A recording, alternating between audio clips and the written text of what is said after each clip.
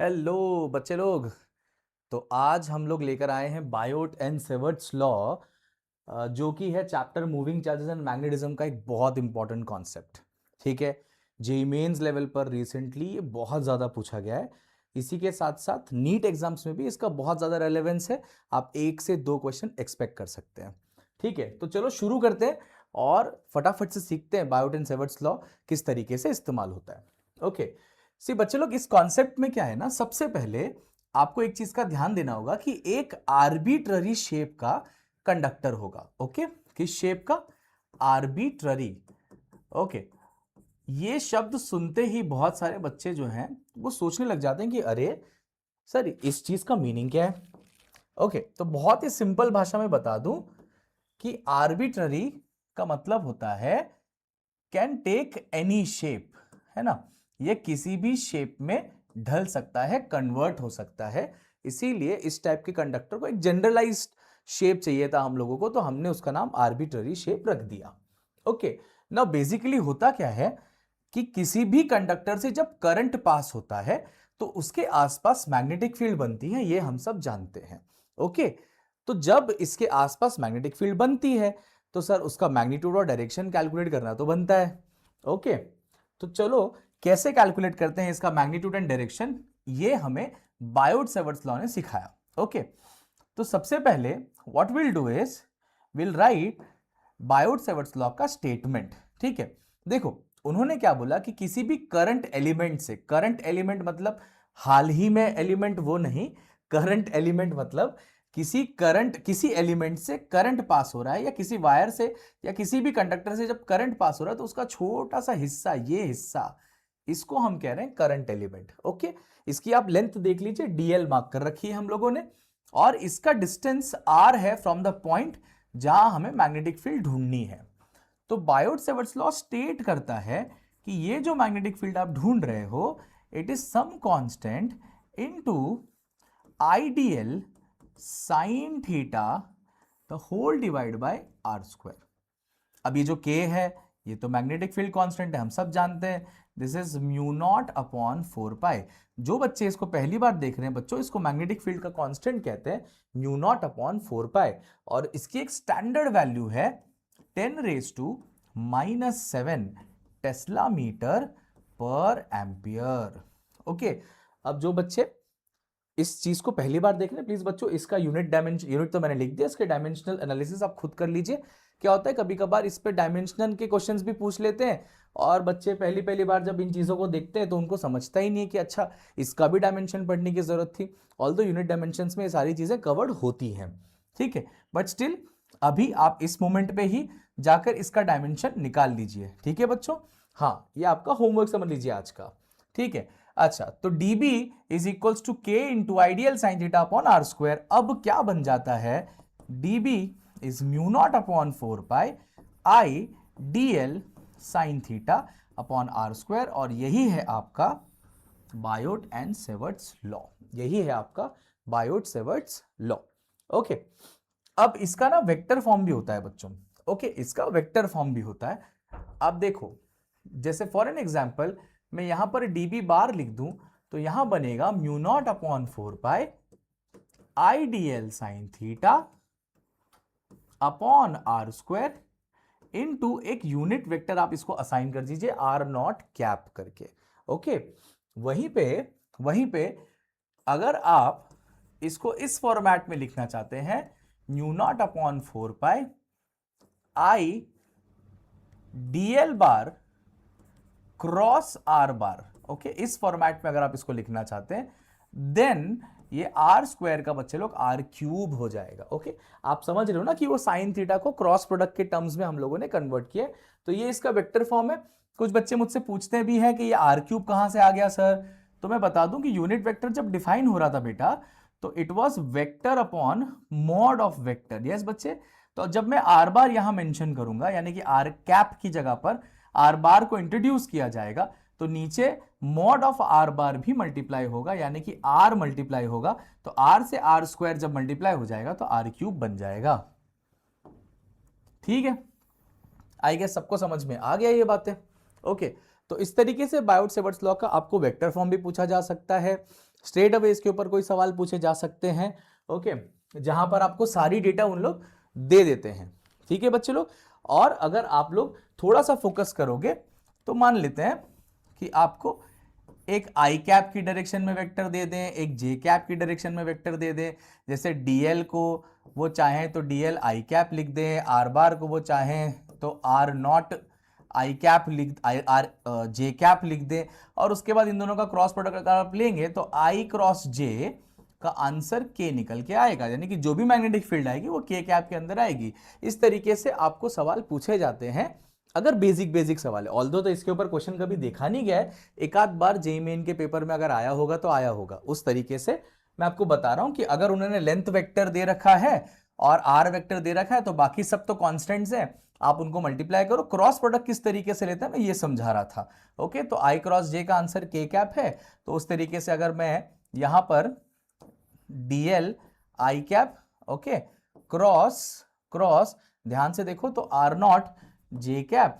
अब अगर मैं डीएल और आर नॉट को साइड में कर दूं तो यहां पर अंदर ब्रैकेट में बच्चों आई क्रॉस जे ही तो बचेगा, तो इसका answer DL are not into के कैप ही निकल के आएगा। और साथ में आपको चाहिए तो आप यू नॉट बाई 4 पाई और आई मल्टीप्लाई कर दो divide by R square, simplify करो, सॉल्व करो, आंसर निकल के आ जाएगा। ठीक है बच्चों, ओके।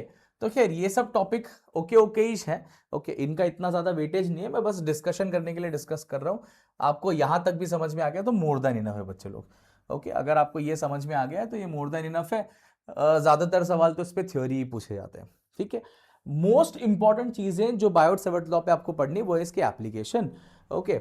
लेट्स सी कि उसका एप्लीकेशन सबसे पहले क्या सिखाता है, ठीक है। Applications of Biot Savart's law में सबसे इंपॉर्टेंट है magnetic field at a point due to a long straight wire, okay.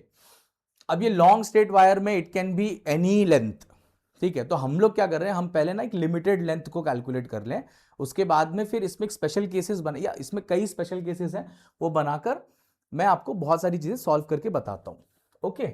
सो सबसे पहले ना लेट्स फोकस कि यहां हो क्या रहा है, ओके। अब ये जो आर्बिट्ररी शेप का कंडक्टर था अब ये लीनियर हो चुका है, ठीक है सर। पॉइंट पी अब भी वही है, आर है। अच्छा सर आपने यहां पर दो एंगल्स बना रखे हैं from this and and this and, yes बच्चे लोग, ठीक है। तो आपको भी ये ध्यान में रखना है कि अगर एक फाइनाइट लेंथ का वायर आता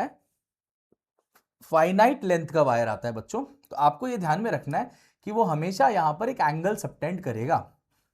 तो इसके लिए magnetic field at point P calculate करने का हमारे पास एक फॉर्मूला है, mu not upon 4 pi I upon are into bracket sine of φ1 plus sine of φ2, okay. See very straight forward, very simple. अच्छा ये फॉर्मूला आपको डिराइव करने की जरूरत नहीं, आपको स्ट्रेट अवे यूज करना है बच्चों। तो ये तो बहुत ही अच्छी बात है कि कोई एक्सेसिव डेरिवेशन इस्तेमाल नहीं करना, ना ही आपके कोई बोर्ड एग्जाम लेवल पे ये पूछते हैं वो लोग, ओके। सी तो बेसिकली अब इसको यूज करने की बारी आ गई है, ओके। तो चलो इसको यूज करते हैं, ठीक है सर। कैसे करें बताता हूं। से स्पेशल केस दे रखा है, ओके, केस 1, ओके। केस 1 उसने कह दिया कि wire is infinitely long, okay, infinitely long from both ends, okay. ये भी आपको समझना पड़ेगा, from both ends, infinitely long from both ends, ठीक है। तो अब इसका मतलब क्या है सर, इसका मतलब ये हो गया कि सर ये जो वायर है ये यहां से भी खत्म नहीं हो रहा है और यहां से भी खत्म नहीं हो पा रहा है ना। वो ऊपर और नीचे दोनों ही साइड पर इनफाइनाइटली लॉन्ग है, इनफाइनाइटली लॉन्ग है, ओके। तो अगर ऐसा होगा, आप ठंडे दिमाग से सोचो कि अगर ऐसा हुआ तो फिर मैं इसका एंड ही नहीं ढूंढ पाऊंगा ना बेटा। मैं ये एंगल बनाने के लिए जो एंड ढूंढना चाहता हूं वो तो मैं ढूंढ ही नहीं पाऊंगा। जैसे मान लो कि मैं इनफाइनाइटली लॉन्ग एंड को ढूंढता हूं, तो ये जो देखो ये पेन है ऐसा चल रहा है, ये चल रहा है, ये चल रहा है, ये चल रहा है, ये चल रहा है, अरे ये तो पैरेलल हो गया, ये तो पैरेलल हो गया। तो ये जो एंगल है ये φ1 ये बढ़ बढ़ के कितना बढ़ जाएगा बेटा, अगर वो इनफाइनाइटली लॉन्ग है तो ऑलमोस्ट पैरेलल ही बन जाएगा। तो ये एंगल कितना निकल के आ गया 90 डिग्री, है ना। तो ये फाई 1 कितना निकल के आ गया बच्चों 90 डिग्री। तो सिमिलरली फाई 2 क्या बन जाएगा प्यारे बच्चों 90 डिग्री। तो अगर दोनों ही 90 बन जाएंगे, अगर दोनों ही 90 डिग्री बन जाएंगे, तो आप देखो आपका बी का जो फॉर्मूला है वो निकल के आएगा mu not upon 4 pi I by R into bracket sine of 90 plus sine of 90, है ना। ये देखो मैं प्यारे प्यारे क्यूट क्यूट बच्चों के लिए सॉल्व कर रहा हूं। देखो साइन 90 प्लस साइन 90 लिखा है मैंने आप लोगों के लिए, नहीं तो आप बोलोगे सर आप तो सब डायरेक्ट डायरेक्ट कर देते हो, है ना। तो देखो मैंने लिखा b equals to mu not upon 4 pi I by R sine 90 plus sine 90, यानी कि 1 प्लस 1। सर इतना मत करो सर, इतना मत करो, ये तो हम समझ गए थे, ठीक है। नहीं बट फिर भी, है ना, एक रिदम के लिए मैं बस आज सॉल्विंग कर रहा हूं उन बच्चों के लिए जिनको नहीं समझ में आता ये क्या हो रहा है। ओके, तो ये देखो आपका एक फॉर्मूला बन के रेडी हो गया mu not upon 4 pi 2 I by R. अच्छा, इसको सिंप्लीफाई कर दूंगा तो mu naught I upon 2 pi R, ऐसा एक फॉर्मूला हमको मिल गया, है ना। तो ये इनफाइनाइटली स्ट्रेट वायर के लिए देखो कितना बेहतरीन फॉर्मूला आपको मिल जाता है। और ये इस फॉर्मूले को ना बेटा तू 50 स्टार मार्क कर, 5 स्टार मार्क कर, 10 स्टार मार्क कर, तेरी चॉइस है, ये बहुत ज्यादा इंपॉर्टेंट है।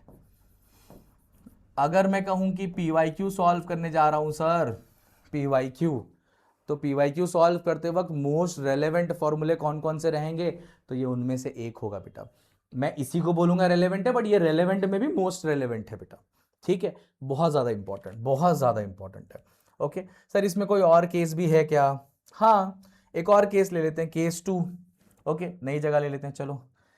ओके, वो मेन फॉर्मूला मैं लिख देता हूं यहां पर, b is equals to mu not upon 4 pi I upon R sine phi 1 plus sine phi 2। Okay, अब इसमें केस 2 सॉल्व करते हैं, ठीक है बच्चों। केस 2, सर केस 2 क्या होगा? केस 2 में हम लोग इस्तेमाल कर रहे हैं सेमी इनफाइनाइट वायर। ओके बच्चों, सेमी इनफाइनाइट। अब ये सेमी इनफाइनाइट क्या चीज है सर? इसमें क्या होता है ना कि एक एंड से इनफाइनाइट है तो उधर से आप 90 डिग्री मान लो। अब दूसरा अगर इनफाइनाइट हो गया तो मतलब एक एंगल अगर एक साइड इनफाइनाइट होकर 90 डिग्री बना रही है तो दूसरा कंपैरेटिवली बहुत ही छोटा एंगल बनाता है, तो उसको हम मान लेते हैं 0 डिग्री, ठीक है बच्चे। तो इस हिसाब से अगर मैं सॉल्विंग करूंगा तो फोकस करना क्या निकल के आएगा sir? b is equals to mu not upon 4 pi I upon R sine 90 plus sine 0। Okay, और अब मैं तेरे पे छोड़ रहा हूं, साइन 90 1 होता है, इसकी जरूरत नहीं है। ये देख फॉर्मूला क्या बन गया, mu naught I upon 4 pi R, ठीक है बच्चे, है ना। देख बहुत ही सिंपल था, बहुत ही इजी था, और ये बहुत ज्यादा इंपॉर्टेंट है, देख लेना। आपको एडवांस तक में भी ना इसके एप्लीकेशंस मिल जाएंगे ये सेमी इनफाइनाइट वायर के। ओके, नाउ इस पे एक स्पेशल क्वेश्चन है, वो भी मैं तेरे को बता देता हूं कि कैसे उसको, ऐसे तो बहुत सारे क्वेश्चंस बन सकते हैं, पर एक स्पेशल क्वेश्चन है जो मैं यहां पर सॉल्व कर रहा हूं। ओके, मान लेते हैं कि हमें ना एक ऐसा एक स्क्वायर लूप में कंडक्टर दे रखा है, ओके, जिसमें से कुछ करंट पास हो रहा है से आई। ओके, यहां पर करंट ऐसे पास हो रही आई, और इसके सेंटर पर उसने बोला है इस करंट आई की वजह से कितनी मैग्नेटिक फील्ड आ रही है। ओके, तो अब जो समझदार लोग हैं समझ रहे होंगे मेरी बातें कि मैं यहां पर बनाने वाला हूं अभी डायगोनल। ओके, तो ये देखो एक डायगोनल यहां बन गया, और ये एक और डायगोनल बन गया यहां पर, ठीक है। तो मैं बात कर रहा था इनके, अरे रे, अरे रे, ये तो क्यूट निकला, ठीक है। ओके, छोटा सा, ठीक है, छोटा सा, ओके। हाँ जी, तो हाँ मैं बात कर रहा था कि जहां पर इनका डायगोनल इंटरसेक्ट होता है, ओके, वहां पर मुझे मैग्नेटिक फील्ड चाहिए, ठीक है। बताते हैं इनको। देखो सबसे पहले तो मैं क्या करूंगा पता है, मैं इस कंडक्टर को कंसिडर कर लूंगा जिसमें करंट आई है, और मैं यहां से बना लूंगा एक सीधी लाइन। मैं उनको पूछूंगा आपने स्क्वायर का साइड कितना दे रखा है, तो वो कह रहे हैं ए। ओके, ठीक है, तो इस पॉइंट की दूरी फ्रॉम द मेन कंडक्टर जिससे मैं मैग्नेटिक फील्ड निकाल रहा हूं वो क्या निकल के आ गई, A/2 निकल के आ गया। ओके, इस पॉइंट को नाम दे देते हैं ना P। अच्छा, तो सर यहाँ पे मैग्नेटिक फील्ड चाहिए आपको, ये रहा आपका कंडक्टर, ये रहे आपके एंगल्स, क्योंकि ये इनफाइनाइटली लॉन्ग नहीं है तो ये फाइनाइट लेंथ है, ये φ1 है ये φ2 है। हम सब जानते हैं कि ट्रायंगल सॉरी अरे अरे अरे स्क्वायर के डायगोनल्स कहाँ पर इंटरसेक्ट करते हैं, 90 डिग्री पर, है कि नहीं बच्चों? तो φ1 φ2 दोनों भी 45 डिग्री यानी कि 45 डिग्री निकल के आ जाएंगे। Okay, so now please focus. हम लोग अगर इस्तेमाल कर रहे हैं μ0/4 I/r into bracket sine φ1 plus sine φ2। Okay, तो इसका वैल्यू बनेगा I/r, ध्यान से देखो, साइन 45 1/√2 प्लस साइन 45 1/√2, देखो ना 45 45 2/√2 √2 बनेगा, तो ये बन जाएगा √2 μ0I/4 सर ये r कितना है? सर ये A/2 है, ये A/2 है तो ये 2√2 हो जाएगा। यहां देखो ना सर बच्चे लोग, ये देखो, ये A/2 मैं सब्स्टिट्यूट कर दूं, A/2 तो 2 ऊपर चला जाएगा ना। ओके सर, तो ये तो आपने एक कंडक्टर का सॉल्व किया। स्क्वायर के लिए क्या करेंगे? For complete square, for complete loop, okay, जो भी मैंने बी निकाला है उसको 4 टाइम्स कर दूंगा, यानी कि जो मेरा बी टोटल निकल के आएगा वो 4 टाइम्स ऑफ बी है। इसको 4 से जैसे ही मल्टीप्लाई करूंगा, यहाँ पे 4 है और ये 4 है, वो छू हो जाएगा, तो क्या बचेगा बच्चों? 2√2 μ0I, या μ0 स्मॉल आई का इस्तेमाल कर रहा हूं मैं, तो स्मॉल आई अपॉन पाई ए। ये देख बी टोटल निकल के आ गया। प्लीज मेरे को एक्सक्यूज कर देना अगर मैंने कहीं कैपिटल आई यूज कर लिया स्मॉल आई की जगह। देख मेरी भावना वही है बेटा, है ना, मेरी भावना वही है कि वो कैपिटल आई हो कि स्मॉल आई हो, वो करंट बताने की बात चल रही है। मैं तेरे को फॉर्मूला कैसे डिराइव करते हैं ये सिखा रहा हूं, तो वर्डिंग्स पे मत जा बच्चे, है ना। तू इस पे फोकस करके कॉन्सेप्ट क्या है, ये तेरे को जेई में बहुत हेल्प करेगा। ये तेरे को ईएमआई में दिख के आएगा जब तू फ्लक्स कैलकुलेट करने बैठेगा। ओके, ये तेरे बहुत काम आने वाला है। ईएमआई चैप्टर में तुम जाओगे ना, मैं सिखाऊंगा आपको ईएमआई में ये फ्लक्स कैसे यहाँ पर कैलकुलेट करते हैं, कैसे ये चीज काम आती है वहां पर, ठीक है। अभी के लिए तू सिर्फ मैग्नेटिक फील्ड निकालने पे फोकस कर ले। ओके, तो आई गेस इतना समझ में आ गया है, अच्छे से समझ गया है। इसके अलावा और भी बहुत सारे अलग अलग केसेस बना सकते हो आप चाहो तो। ओके, जैसे मान लो कि एक स्ट्रेट ऐसे वायर ले लिया आपने, उसके अंदर आपने कुछ तो करंट यहां पर इसके अंदर भगा दिया। ओके, और एक पॉइंट आपने ले लिया है से P at a distance A, ठीक है बच्चे। अब मान लो कि ये फाइनाइट लेंथ का है।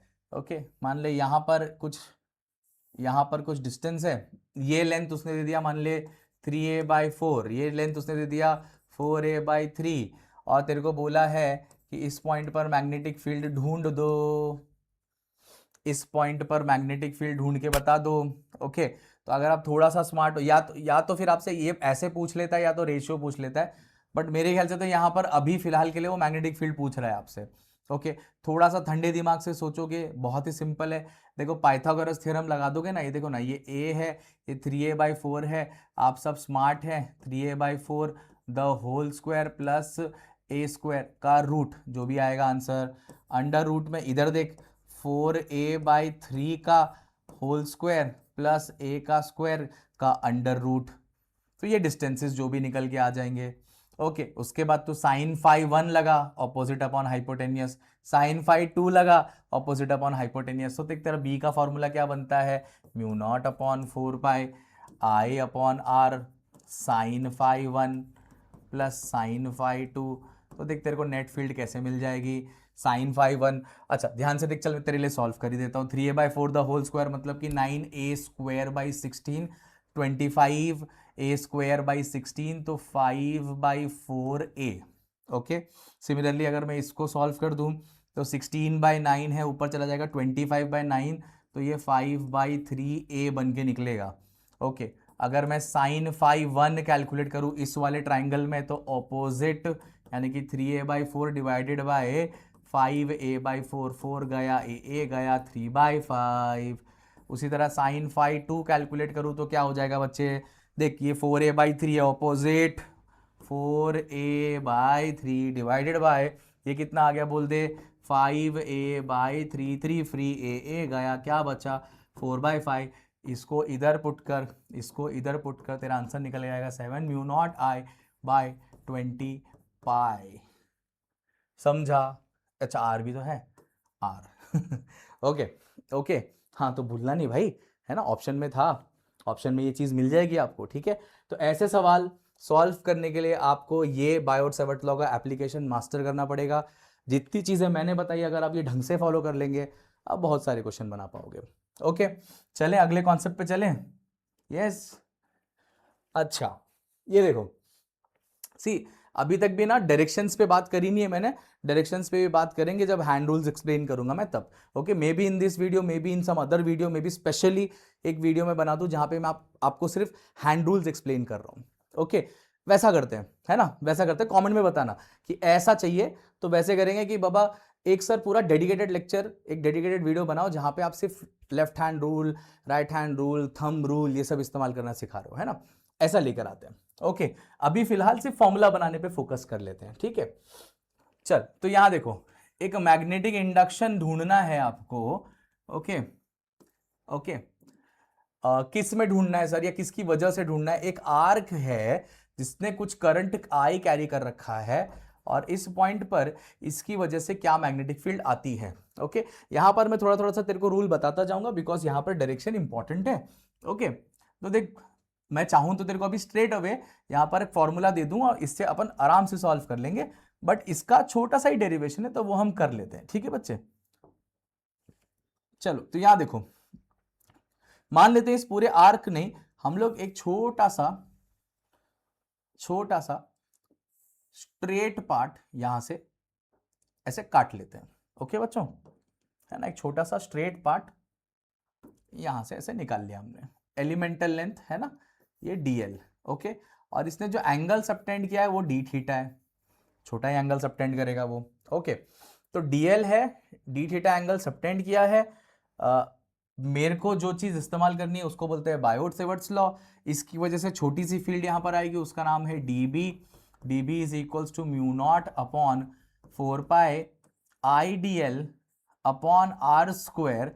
ओके सर, आपने साइन थीटा नहीं लिखा बेटा, मैंने जानबूझ के नहीं लिखा बिकॉज अगर मैं इसको लीनियर मान रहा हूं तो ये रेडियस है, ये लीनियर मतलब अलोंग द टैंजेंट जैसा है, और ये रेडियस है तो रेडियस टैंजेंट तो हमेशा परपेंडिकुलर ही होते हैं ना प्यारे बच्चों, रेडियस और टैंजेंट तो हमेशा परपेंडिकुलर होते हैं, तो थीटा 90 हो गया, तो इक्वेशन कुछ ऐसी दिख रही है।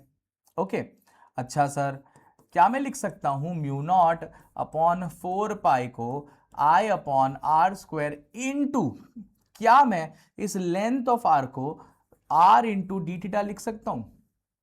बच्चों आपने पढ़ा होगा ना स्कूल लेवल पे S is equals to R theta, तो एस क्या होता है उस वक्त, लेंथ ऑफ आर्क, तो यहाँ पे डीएल है, तो डीएल है तो DL is equals to R into D theta, जो सब्स्टिट्यूट कर दिया। देखो सर एक आर एक स्क्वायर तो कट गया, अब अगर मुझे टोटल फील्ड चाहिए तो मैं कहां से कहां जा रहा हूं सर, मैं जीरो एंगल से बढ़ता हुआ थीटा एंगल तक जा रहा हूं।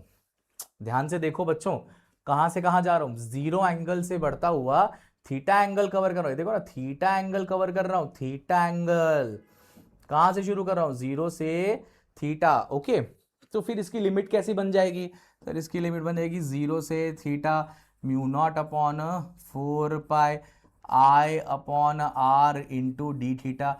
समझदार लोगों को दिख गया है, जो डेली बेसिस पे प्रैक्टिस करते हैं ना, अच्छे क्यूट प्यारे प्यारे बच्चे।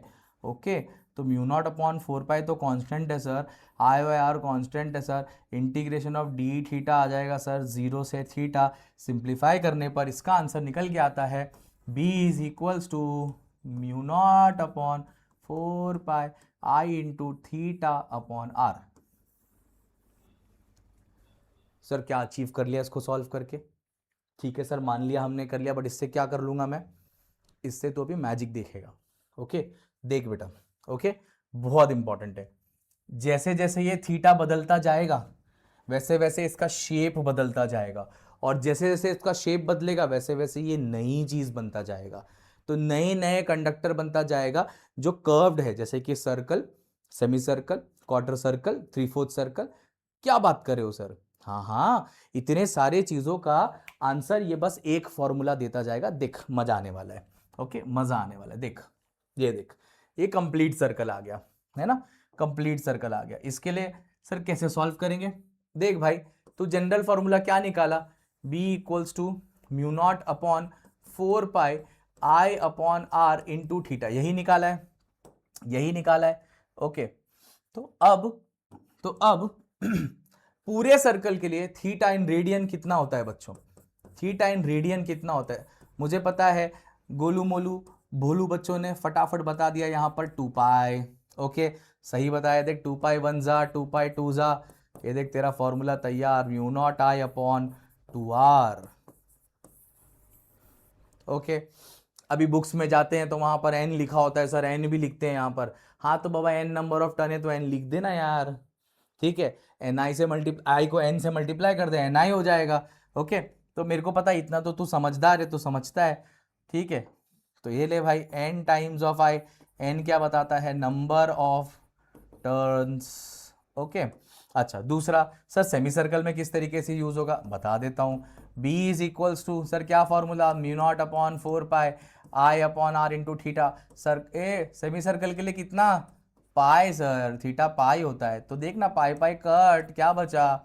Mu naught I upon 4r। एक और ट्रिक बताऊं, एक और ट्रिक बताऊं, ये देख mu naught I upon 2r था, सेमी सर्कल आधा आधा कर दे, इधर हाफ से मल्टीप्लाई कर दे, 2 2 जा 4, mu naught I upon 4r। देख रहा, same to same, same to same, ठीक है। तो मुझे लगता है इतना आप सबको समझता है। ओके ओके, चलो नाउ, तो क्वार्टर सर्कल करके तो मेरे को लगता है इसका आधा गैस कर चुके हैं आप लोग, है ना। b is equals to mu naught I upon 8r, है ना, mu naught I upon 8r, ये हमारे बच्चे गैस कर चुके हैं सर। लेकिन सर अगर मैं कैलकुलेट करना चाहूं तो कर लेना बच्चे, क्या दिक्कत है? I अपॉन r, ये एंगल कितना है बच्चे? पाई बाई 2, तो पाई पाई 2, 4 2 जा 8, खत्म खत्म। सर मतलब एक फॉर्मूले ने हमको क्या रेडी किया है। तो अगर मैं एक आर्क का फॉर्मूला पढ़ लूं तो मैं तो किसी भी कर्व्ड कंडक्टर के लिए सॉल्व कर सकता हूं। यस, अब बस खेल रह गया डायरेक्शन पहचानने का। तो जैसा कि मैंने प्रॉमिस किया, एक पूरा वीडियो डायरेक्शंस के पॉइंट ऑफ व्यू से मैं लेके आऊंगा, तो मैं लेके आऊंगा पक्का। ओके नाउ, हाँ ये मेरे को अभी भी आता है। हाँ हाँ, ऐसा लग नहीं सर, देख के आएंगे किताब में से। नहीं नहीं भाई, ये देख, ये देख ऐसे अंदर, हाँ डायरेक्शन चेंज करो बाहर, सब आता है, टेंशन मत ले। ओके, बट मजा आएगा एक डेडिकेटेड वीडियो में, है ना, बहुत सारे एग्जांपल्स लेंगे वहां पर। ओके सर, इसके लिए क्या करेंगे? तो इसके लिए ये देख, म्यू नॉट अपॉन 4 पाई, मेरे को पता है ये एंगल कितना सबटेंड किया। अच्छा ये एंगल लेना है, हाँ ये एंगल लेना है। तुझे क्या लगा ये वाला एंगल लेगा? तो इधर किधर कंडक्टर है? अच्छा तो फिर सर ये एंगल तो 3/4 सर्कल है, क्या हो सकता है? अरे कुछ नहीं, 360 में से माइनस कर 90, कितना बनेगा? 270, यानी कि 3 पाई बाय 2। अरे I बाय आर किधर गया? ये रहा, पाई से पाई कटेगा, क्या बच रहा है? 3/8 mu naught I upon R. ठीक है प्यारे बच्चों, अरे ठीक है, क्या समझ में आ रहा है ना? गया ना दिमाग में? है कि नहीं? सिंपल, सिंपल, वेरी सिंपल, ठीक है। बस आर्क वाला फंडा याद कर लो, बाकी बहुत ज्यादा आसान हो जाएगा। ओके, ये पूरा कॉन्सेप्ट बायोट सेवर्ट्स लॉ। अब आज जाके आप क्वेश्चंस बनाएंगे ही बनाएंगे। डायरेक्शन में प्रॉब्लम आएगी, वीडियो का वेट करो, बहुत जल्द आएगा। ओके चलो, यहां देखो, यहां देखो, मैं इस पर एक छोटे मोटे से नन्हे मुन्ने से कुछ क्वेश्चंस करवा देता हूं, जो एप्लीकेशंस भी है, काम आ जाएंगे। जैसे कि मान लो आपको बोला जाए कि एक एक सर्कुलर कॉइल नहीं है, या एक सर्कुलर कंडक्टर नहीं है, दो दो है, एक में ऐसे ऐसे करंट जा रहा है, इसके सेंटर पे मैग्नेटिक फील्ड बता दे। अगर इसका रेडियस r1 है, इसका रेडियस r2 है, तो कुछ मत कर, ध्यान से देख, ध्यान से देख। पहले, या पहले छोटा वाले को देख लेते, नजदीक है ना। ओके, तो इसको b1 is mu naught I upon 2r1, b2 is mu naught I upon 2r2। Okay, अब ध्यान से सुनना। ओके, यहां पर b टोटल या b नेट कैसे निकालेंगे? देख बेटा, अगर करंट का सेंस सेम है, सेम डायरेक्शन में है, तो फील्ड को चुपचाप ऐड कर दे, B1 प्लस B2। और अगर ऑपोजिट सेंस में है तो सबट्रैक्ट कर दे। छोटे, हमेशा छोटा सर्कल का फील्ड में से बड़ा सर्कल का फील्ड माइनस करना, माइनस करते वक्त, एडिशन के वक्त तो प्रॉब्लम ही नहीं है। ठीक है सर, तो B1 का क्या लिखूं, B2 का क्या लिखूं? देख बेटा, म्यू नॉट आई टू सब कॉमन है, तो mu naught I by two को कॉमन ले ले, अंदर क्या बचेगा, 1/r1 प्लस 1/r2।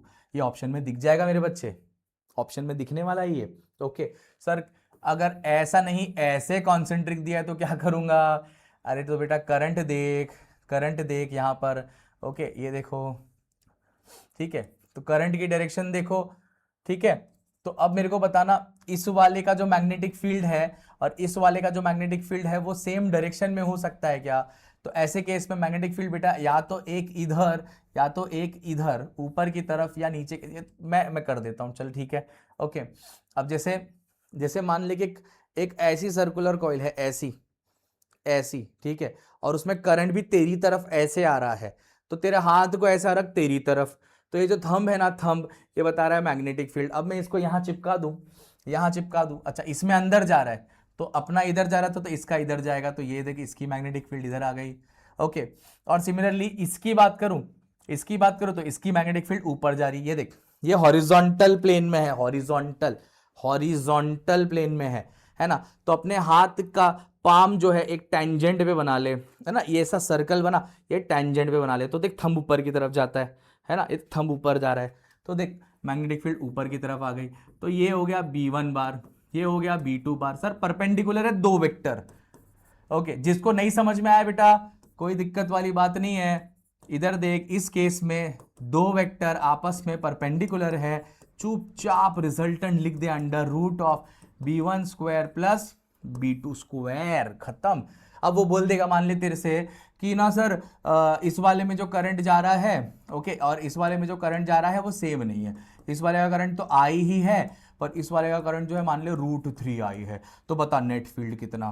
तो बच्चे ध्यान से सुनना, एकदम पूरे ध्यान से सुनना, B1 तो कैलकुलेट करेगा बाद में सब, देख म्यू नॉट अपॉन, या तो सर्कुलर कॉइल पूरा ही है ना, तो mu naught B1 is equals to mu naught I upon 2r, यही होने वाला है। ओके सर, रेडियस आइडेंटिकल है, हाँ सर रेडियस आइडेंटिकल है, ठीक है। B2 के लिए क्या करेगा, mu naught into √3i upon 2r, देख म्यू नॉट आई 2r, ये सब को अगर मैं साइड कर दूं तो सिर्फ √3 बचेगा, और ये सब मिला के क्या बनने वाला है, B1। तो देख B2 क्या बन गया, √3B1, तो BR क्या निकल के आ जाएगा, देख ध्यान से, B1 square plus 3B1 square, है ना, √3B1 का स्क्वायर। ओके, तो ये बन के आ गया 4B1 स्क्वायर, यानी कि 2B1, खत्म। तो ऐसे कई सारे क्वेश्चन है बेटा जो आप बायोट-सेवर्ट्स लॉ पे सॉल्व कर सकते हो, एन नंबर ऑफ क्वेश्चन है, और खींचूंगा तो वीडियो लंबी होगी, तुझे बोरिंग लगेगा। इतने क्वेश्चंस मैंने कराए तेरे को, ये सब दोबारा प्रैक्टिस करना, अच्छे से वीडियो को देखना, एंड तक देखना, पूरा सॉल्विंग करना, and then you will be able to solve Biot Savart's law. अगले वीडियो में डेफिनेटली डायरेक्शंस पे बात करेंगे, ठीक है बच्चों, बाय बाय।